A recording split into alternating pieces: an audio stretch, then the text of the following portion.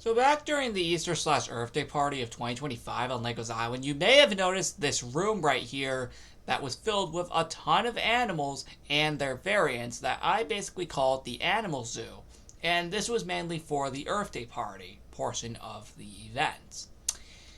And I don't think I ever got a full chance to properly explain why I did this in the first place. So in this Saturday story, I am going to explain that now. Let's immediately jump right into it. So, the most obvious reason. Why did I do this? Well, personally speaking, since the Spring to Life update came out not too long before this party released, I felt like that this was probably the perfect chance to showcase all the dogs and just other animal variants that not only released with the update. Now, I know the dog variants released like a year earlier, but I feel this was a nice little chance to kind of show off all the variants. And especially during the Earth Day party, because why not like showcase a ton of animals of the actual Earth? That made just a lot of sense at the time. And what I decided to do was make a little area based off of them in the original party. So the original premise was that, again, an entire little room was going to be dedicated to like showcasing all the variants, or basically every single variant of basically every single mob. Basically every mob that had a variant. Now I know I did forget a few, which was like the horses and frogs. I will probably add those in the future. And the reason why I can actually say that is actually because I am working on an actual zoo area for the island that comes immediately following this party. On April 27th, literally just one day after this.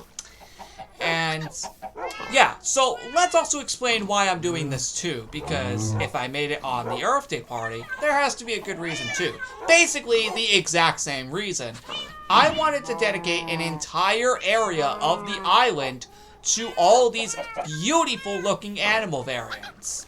And of course, we will add the ones that I did end up missing in the party, such as the horses and the frogs, as I'm also aware that those had variants. I just did not have space to put them in the original party. So I will go ahead and do that as well.